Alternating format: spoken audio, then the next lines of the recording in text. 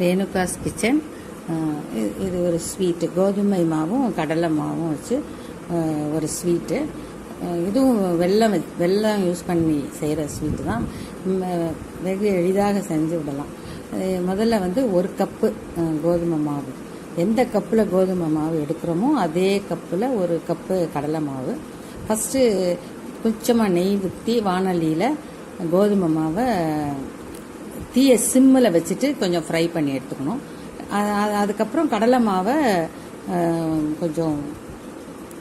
அதையும் கொஞ்சம் வறுத்து எடுத்துக்கணும். கோதுமை மாவையும் கடலை மாவையும் ஒன்றா மிக்ஸ் பண்ணிவிட்டு ஜலிச்சுக்கணும். ஜலிக்கிறது எதுக்காகனா கோதுமை மாவும் கடலை மாவும் ஈவனாக மிக்ஸ் ஆகிறதுக்காக.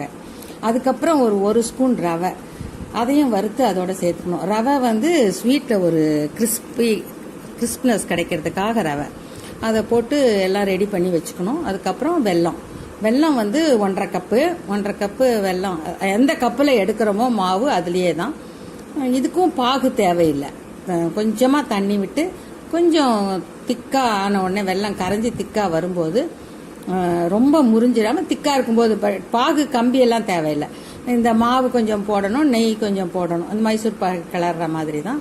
மாவு கொஞ்சம் நெய் கொஞ்சம் போட்டு நல்லா கிளறி எடுத்துடணும்.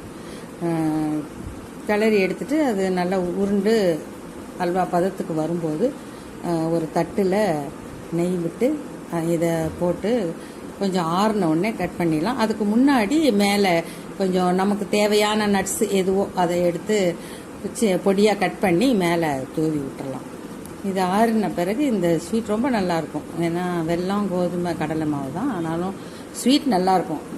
நீங்கள் எல்லாருமே செஞ்சு பாருங்கள், எல்லோரும் லைக் பண்ணுவீங்க. ரேணுகாஸ் கிச்சனில் நிறைய ஸ்வீட் போட்டேன். ஸ்டார்ட் பண்ணதே sweet. Next different varieties of tiffin snacks எல்லாம் போடுறேன்.